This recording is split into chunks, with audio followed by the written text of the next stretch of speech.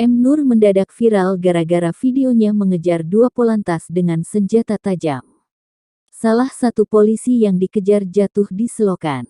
Peristiwa tersebut di Jalan Lintas Timur Sumatera, Palembang Betung, Simpang Tugu Polwan, Banyuasin, Kamis tanggal 25 November tahun 2021 pagi.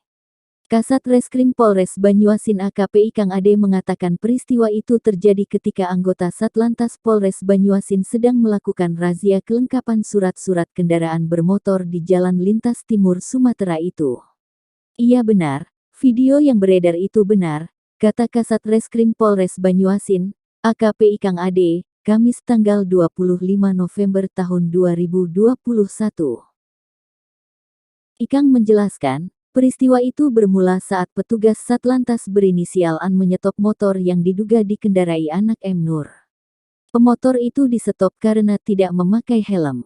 Saat diperiksa, STNK motor itu ternyata sudah mati sehingga motor tersebut disita. Tak lama setelah polisi menyita motor anak pelaku datang mengendarai minibus berhenti tepat di lokasi kejadian. Pelaku turun dari mobil dan langsung mengejar petugas dengan dua bilah sajam jenis celurit dan parang panjang, hendak menikam korban, katanya. Polantas berinisial AN terjatuh di parit. Warga kemudian berupaya melerai agar tidak terjadi perkelahian. M. Nur kemudian kabur ke arah Musi Banyuasin. Polisi kemudian mengejar M. Nur dan menangkapnya pada siang hari. M. Nur diduga mengejar anggota Polantas dengan parang dan celurit karena tak terima motor yang dikendarai anaknya disita. Selain M. Nur, polisi juga menyita barang bukti berupa celurit, parang, 1 unit motor dan 1 unit mobil.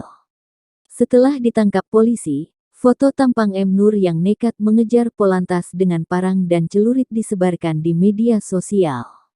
Netizen yang melihat foto tampangnya menjadi cemas terhadap nasib pelaku saat berada di dalam tahanan Mapolres.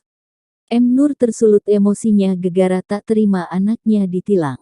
Dari pantauan awak media, Jumat tanggal 26 November tahun 2021, M. Nur terlihat sudah berada di dalam sel tahanan. Dia memakai baju tahanan berwarna oranye.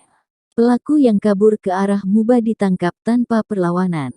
Saat diinterogasi pelaku mengaku nekat melakukan aksi tersebut karena merasa tidak senang anaknya diberikan sanksi tilang oleh anggota kepolisian yang sedang bertugas, katanya. Pelaku kini ditahan dan dijerat pasal berlapis yakni, pasal 335 KUH pidana dan pasal 212 KUH pidana Jo pasal 2 UU Darurat nomor 12 tahun 1951 tentang sajam.